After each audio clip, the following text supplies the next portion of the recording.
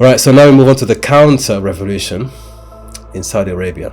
The Iranians after 79 become the standard bearers, at least for a short period of time, for Islamic governance. They have an Islamic government. Whether Shia or not, they establish their own system.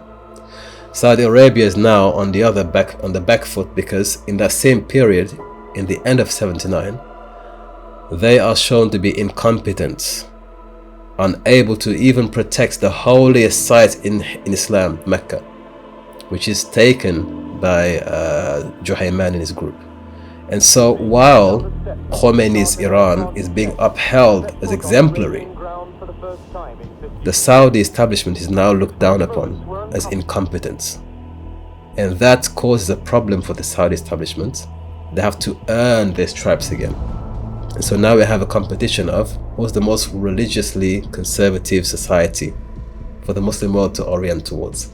So from 79 onwards, we see an increase in hyper-religiosity in Saudi Arabia to reassure the Muslim world that we are the standard bearers when it comes to Islam and orthodoxy and leadership. We are the leaders of the Ummah. Okay, that's why you have books being printed, Qur'ans being printed, 𝗏𝙀𝙀 al-Haramain on every mushaf.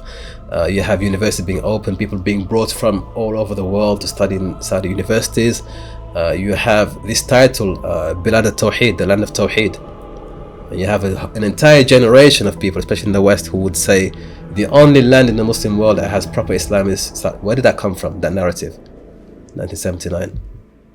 Okay, it comes from this political kind of encounter between Iran and Saudi Arabia, and they hate one another. They hate one another. In fact, MBS describes Khomeini as Hitler. So it's not something that is taken lightly. There is a competition.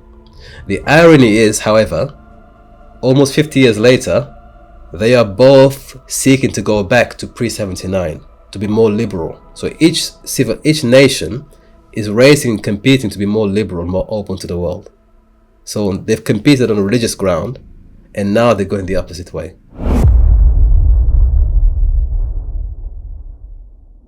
I think in this regard, Saudi is taking the lead. So it's for us to wait and see what Iran does. They want to get rid of the clergy so they can actually open Iran in the same way Saudi is open. Fascinating. They go one way, one decade, a few decades later the other way. Okay, so there's always this back and forth between the Sunni world, the Shia world, exemplified by Saudi Iran. But when 𝗾𝗾𝙗𝙗 and his group captures Mecca, two things happen. Number one, Saudi Arabia under King Khalid is considered incompetent.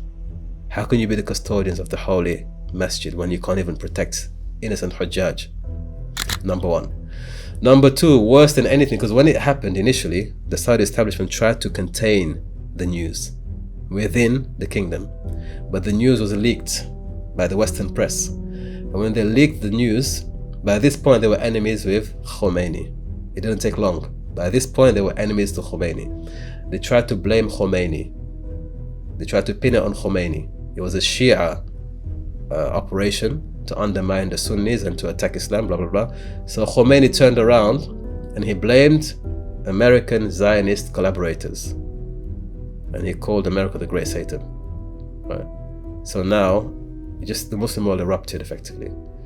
But the fact that when the news came out fully, 𝗾𝗾𝙗𝙗 and his accomplices were Saudis. They were born in Saudi Arabia. In fact, they had a long lineage. Okay? They had a long lineage tracing back to those who supported King Abdulaziz. So they were 100% of the soil. What they had to say against the kingdom was more damaging than anything Khomeini could have said against the kingdom, because they were from the soil.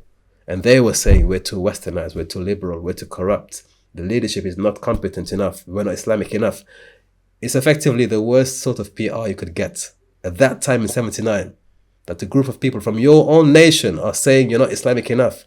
So the Saudi establishment had to elevate the levels. That's why 79 became, you had to turn the temperature up, because you have to really recover what was lost. So this group is very, very effective, because although it didn't last long, they never became powerful. The legacy shaped Saudi Arabia from 79 onwards. The legacy shaped Saudi Arabia from 79 onwards. So the social impact, 10 out of 10. The entire society, after 𝗾𝗢𝗪's failed attempt, you could consider it a successful attempt, the entire society was changed. The entire society was changed. Okay? Dress code, the segregation system, everything was changed. So they had a full impact on society. Economic, nothing, pretty much nothing. There was no economic plan, no system. It was just people donating, patrons here and there. So it was very weak economically speaking. On the political front, it changed a lot of policies. Because up until 79, if you look at the pictures before 79, you will find Saudis with afros. You find Saudi women with no hijab. They had music stores. I'm not saying these are good things. That's just the way things were. They were developing towards a more westernized society in the same way Iran was developing towards a westernized society.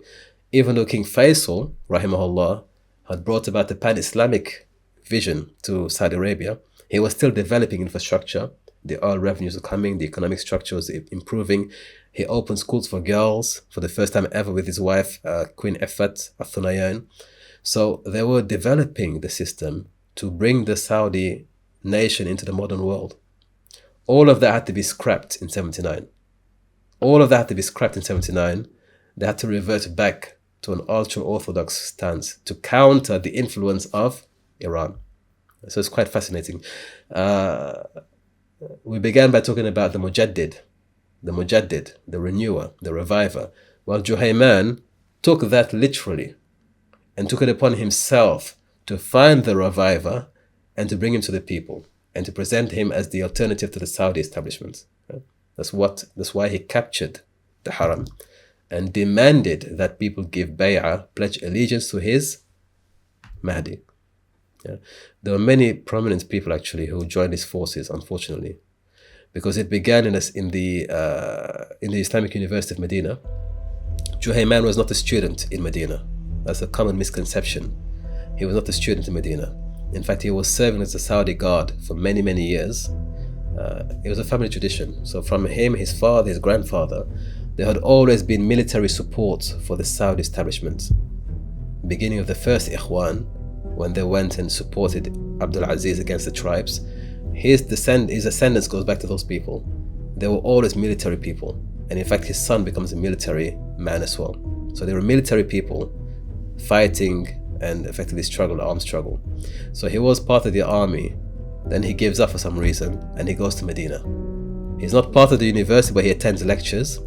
There he encounters Sheikh bin Baz, rahimahullah, who becomes the Grand Mufti of Saudi Arabia. And under his patronage and endorsement, a new group is established, 𝗔𝗢𝗎 al-Muhtasiba, known as JSM. You had people such as, for example, Bilal Phillips, Dr. Bilal Phillips, was affiliated. Dr. Bilal Phillips gave a long lecture actually, disclosing his personal encounter with 𝗾𝗢𝗪. He met him, he sat with him, he went to his home, he ate with him. And many other scholars from the West and from the East as well, from Shinqiti tribe, very well-known tribe of students and ulama in Saudi, followed 𝗾𝗢𝗪. Okay, but it began with the first group known as 𝗃𝗢𝗎 السلفية المحتسبة. And what they used to do is they would go into Medina every week, once a week, and they would look at, for example, the music stores, because Medina had a music store at the time. They had music stores, and they would smash windows and smash the music, the recording, the vinyls, right? They would also look at the mannequins with Western attire for women, and they would smash the windows and smash the mannequins. So they came to be known as the smashers, those who smash. They would come every week and smash all these idols, what they considered idols, and items of Western imperial colonization. They'll smash and break. Over a period of weeks, this became a problem, certainly, because they're breaking into shops and damaging products. They became a nuisance. But because of the authorities that they were under, they were not necessarily held back. So they went on to other programs and projects. They wanted to revive Islam in Saudi Arabia. Okay, they wanted to, in the same way Khomeini was going against the white revolution in Iran, you had the 𝗃𝗢𝗎 السلفية المحتسبة was going against the new revolution, but the cultural influence of Western attire, Western music, Western concept in Saudi Arabia. They took it a bit too far. 𝗃𝗢𝗪 was arrested several times, and he was released on the account and on the testimony of Sheikh bin Baz, rahimahullah. Okay, so he then goes off, and there's a split in the group. There are two groups. Eventually, what happens is this group becomes so radical that they don't even want to listen to the shuyukh from the University of Medina. They don't want to listen to them because, according to them, they are umala. They are agents of the state because they work for the state, the Saudi state. They receive a benefit. They receive salaries from the Saudi state. So they no longer listen to those ulama anymore.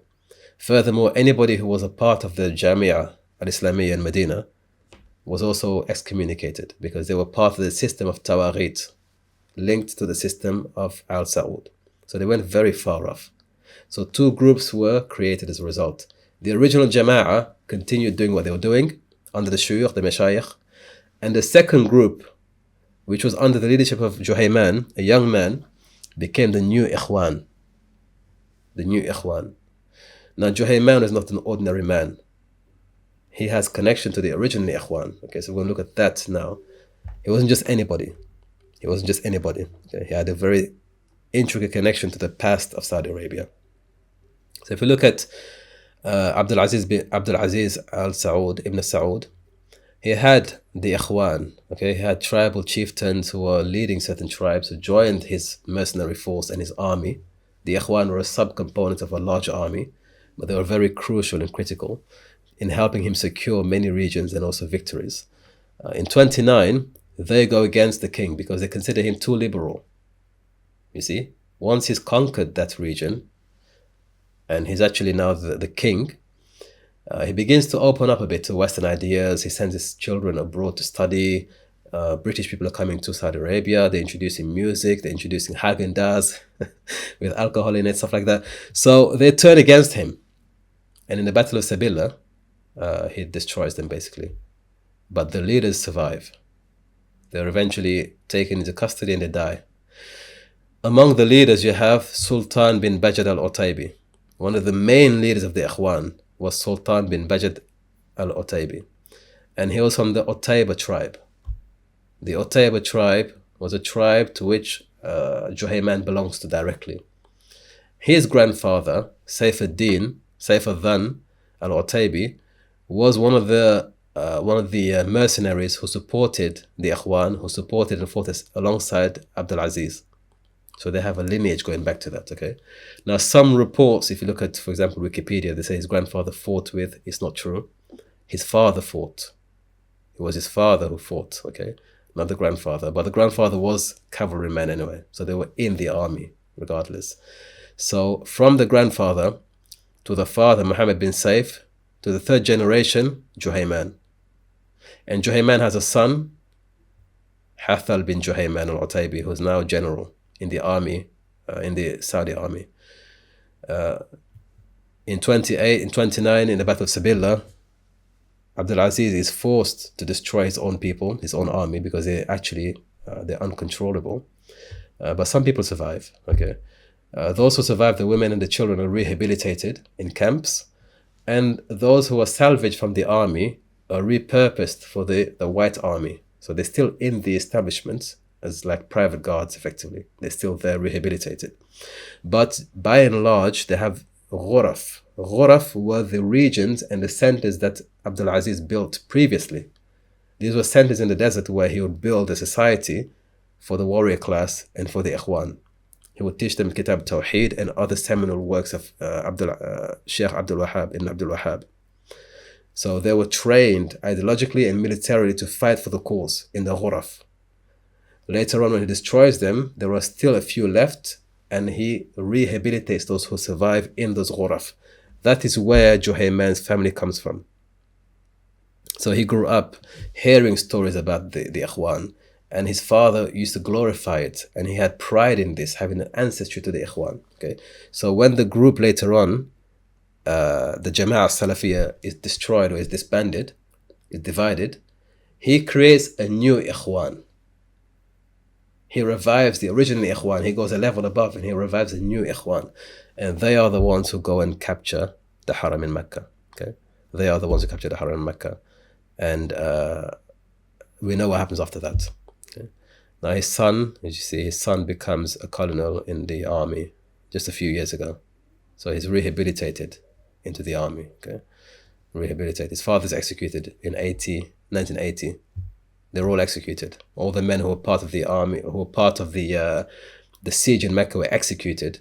Juhayman begged for his life. Later on, when he was captured, he begged for his life. I think it was Prince Turki, one of the princes, he gave an interview, said, he begged me, I said, no, you cannot be forgiven for this. You've killed so many innocents, you brought shame to us, you won't be forgiven, okay? He begged for his life, but it wasn't granted to him. So this movement then triggers Saudi Arabia, and they have to reform. Had this not happened, Allahu A'lam, but had this not happened, they would have been continuing in their development, okay? To opening the country, becoming a bit more westernized, modernized. But because of this event, they had to close everything. They had to close shop and go back to the original, okay? To prove that they were still the ultra-conservative Islamic nation that people looked at them as being in the early phase of their development. There's an entire 5-hour audio adventure of this if you haven't had the opportunity yet to listen to it, Green History Podcast. So it takes you through the entire 5 hours from the beginning to the end. You can relive it. I advise you listen to it on YouTube, inshallah, Green History Podcast. But this effectively then, it sets us in where we are today. So we have in 79, when the mosque is besieged, Khomeini effectively is saying that the Al Saud are not competent and they're corrupt. By the admission of their own people, those who captured the Haram, they have said it, that they're corrupt, they're westernized, they're liberal, and they don't have the right Islamic moral standards. They have it, and plus they're incompetent. Look what happened. Okay, so as a result of that, as a response to that, King Khalid says, no, we are the most Islamic. So from 79 onwards, we have a new Islamic, a new texture in society, in Saudi society. No one talks about this more than MBS. Nobody talks about this more than MBS. He wasn't born at the time, but he talks about it fondly. And his entire mission for 2030 is to revive pre-79. That's his entire mission. He wants to bring Saudi back to where they left off before 79, before this event happened. And not only that, but also catch up for the missed opportunity. He wants to accelerate the development. Okay, so when you look at MBS, don't think it's just he woke up one day, I just want to make my country westernized. He's been harboring this ambition for a while, and now he's about to bring it to reality. The question is, when he does do so, if he does do so in 2030, again, how will Iran follow? Because they're currently on the trajectory of following the same path. We want to be liberal, we want to be open again, we want to have women walking outside with no hijab, we want to be able to go to university in mixed environment, we want to be able to welcome the world to Iran.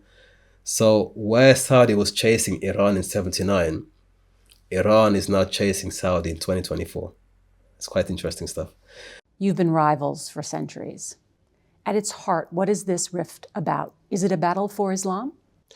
Iran is not a rival to Saudi Arabia. Its army is not among the top 5 armies in the Muslim world. The Saudi economy is larger than the Iranian economy. Iran is far from being equal to Saudi Arabia. But I've seen that you called the Ayatollah Khamenei the new Hitler of the Middle East. Absolutely. Why? Because he wants to expand. He wants to create his own project in the Middle East, very much like Hitler, who wanted to expand at the time. Many countries around the world and in Europe did not realize how dangerous Hitler was until what happened happened. I don't want to see the same events happening in the Middle East. Does Saudi Arabia need nuclear weapons to counter Iran? Saudi Arabia does not want to acquire any nuclear bomb. But without a doubt, if Iran developed a nuclear bomb, we will follow suit as soon as possible. Inside one of Saudi Arabia's upscale shopping malls, Yasser films the men who enforce the country's Islamic laws, the Saudi religious police. Dressed in traditional Islamic clothing, they patrol the streets and shopping malls. Their official title is the Committee for the Promotion of Virtue and the Prevention of Vice. Activists have been filming and sharing videos to expose their practices and to show ordinary Saudis standing up to them.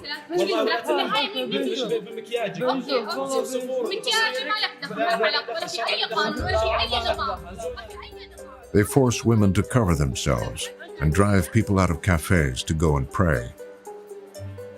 These rules are based on a strict form of Sunni Islam known as Wahhabism.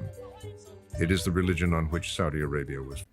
Now, this is a thing of the past, obviously. We live in 2024 now. We know things have changed dramatically, and it's only going to continue to change dramatically in the future. But what should be concerning for all of us as observers is how the West is always involved in being concerned with how women are dressed or how society is regulated in other parts of the world, whether it's in Iran or whether it's in Saudi Arabia. This is a recurring theme. Okay, they're constantly getting involved in these matters and demanding that people stand up or they have to fight for the rights of women. This is how you begin problems to begin with. Okay, discontent in the society begins this way. You instigate these sort of discontent sentiments, and they end up, as we've seen in Iran in 78, riots turn into revolutions, turn into new establishments. All right, so it always begins this way. The question should be, what exactly is the purpose of instigating issues in foreign nations? As Carter said in 78, we should not be involved. We don't get involved in other people's national interest. Let them deal with themselves and how they want to deal with. So this is where we always end up coming back to. Women are not free. They have to wear hijab. They have to wear niqab. They can't meet in a cafe. People are not free. It's all a pretext for something greater. It's all oil related. It's a pretext. And so long as we fall foul of that game, we're going to continue to be the useful idiots, quite frankly, who go out on the streets and who topple our own governments for other people's interests. That's all it is. We topple our own governments. Now, there's nothing wrong with the people in their own nation, of their own autonomy, saying we don't want this person anymore. Let us, of our own volition, go up and go against them. But when the order is coming from outside the nation, people calling to be more liberal, and you destroy your own governments, that's something we need to learn from. That's something we need to learn from. I don't believe there's been a single revolution in the West inspired by Muslims in the East. I've never seen a single revolution here because Muslims or any other nation has said, you guys are not free. You need to fight against the American oligarchy. They deal with their own problems in their own time. They don't listen to other people's commentary on what happens at home. So it's an important thing for us to keep in mind. And before we conclude, one more video, inshallah. So what's next for Saudi Arabia? What's next for Iran? We're all watching at the moment. We don't know what's going to happen. But the tension is still there. The tension is still there. And we're seeing every single day with the issue of Gaza. We continue to see there's a tension. There is a widespread perception that the kind of Islam practiced in Saudi Arabia is harsh, it's strict, it's intolerant. Is there any truth to that? After 1979, that's true. We were victims, especially my generation, that suffered from this a great deal. The Crown Prince traces most of Saudi Arabia's problems to the year 1979, when the Ayatollah Khomeini established an Islamic theocracy next door in Iran. The same year, religious extremists in Saudi Arabia took over Islam's holiest site, the Grand Mosque in Mecca. In order to appease their own religious radicals, the Saudis began clamping down and segregating women from everyday life.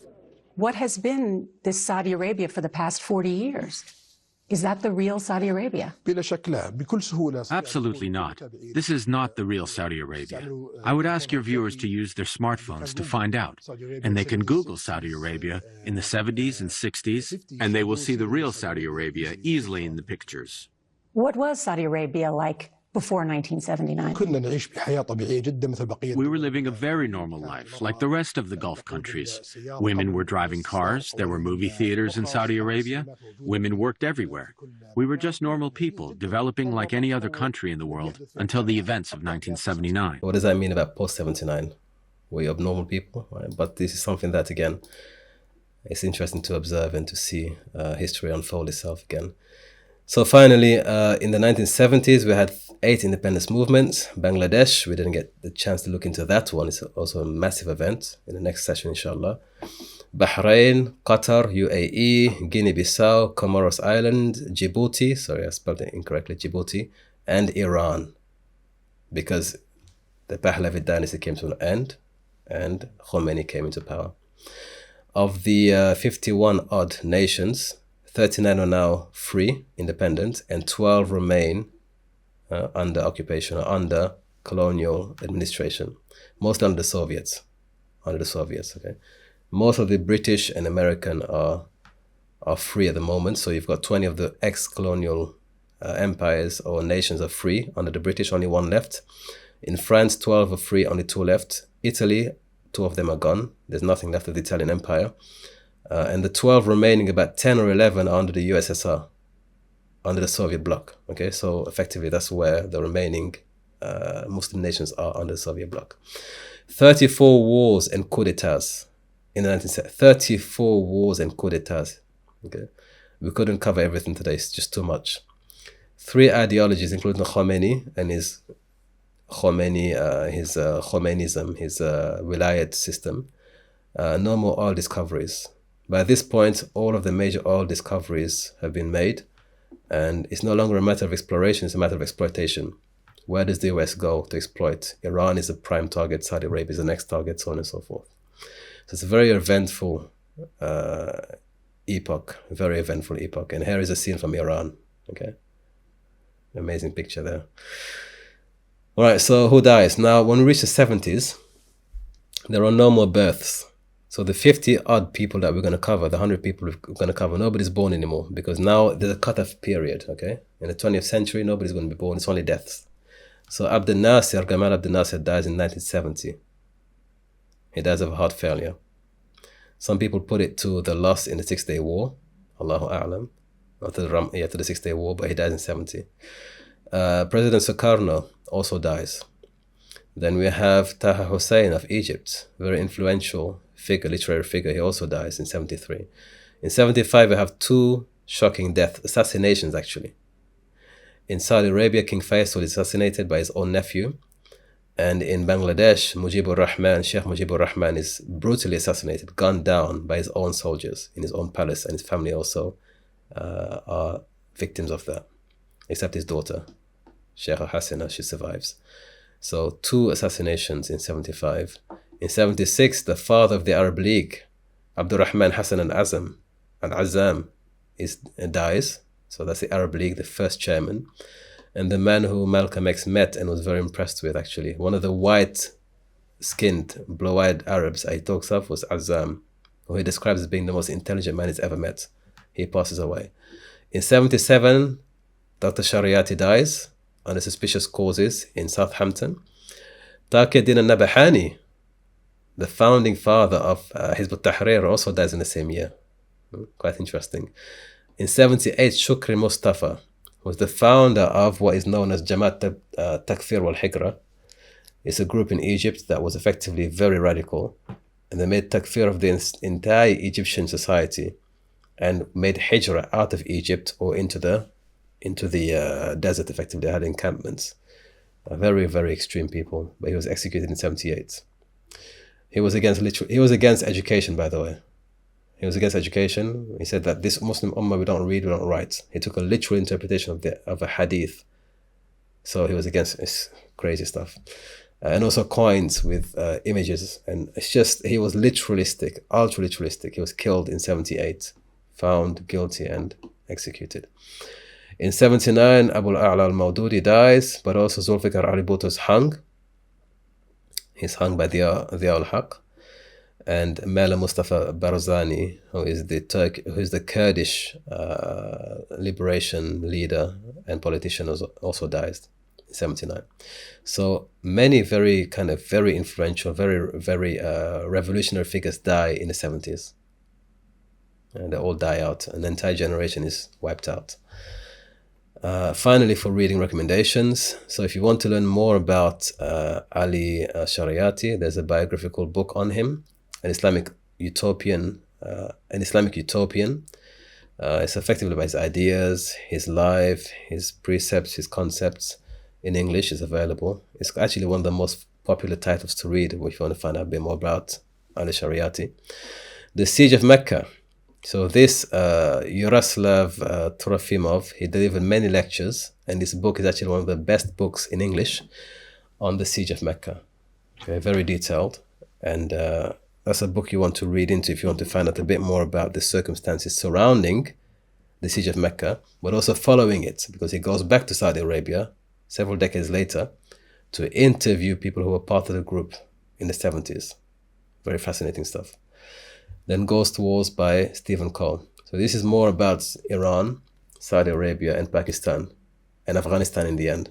The CIA involvement in all of these, very interesting. And the rise of Al-Qaeda. I found it very interesting, very interesting.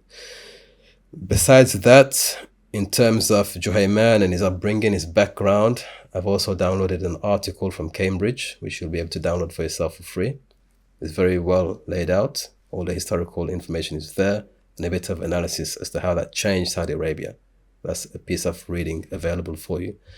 And I also recommend, I've also downloaded as well 𝗲𝙑𝙘𝙀 of Khomeini. So you can get the original in English. It's also available to download, just to read through if you want to find out what his master plan was and his system. And finally, if you have time, it's a 3-hour-long podcast. This is the son of Mohammed Reza Shah. This is the son of the last Pahlavi ruler. He's in exile and is currently campaigning to go back to Iran. So the new generation of Iranian nationalists, he is there. He's one of their leading figureheads. Okay, so he's campaigning. And in this 3-hour interview, he discusses very detailed insights into his father's last days, why the revolution actually worked, why did his father's white revolution fail, what were the inside workings of the CIA, how did they they betrayed his father. So he's able to go into that. Also Khomeini, his secret missions on the side. It's quite interesting if you have time for that, inshallah.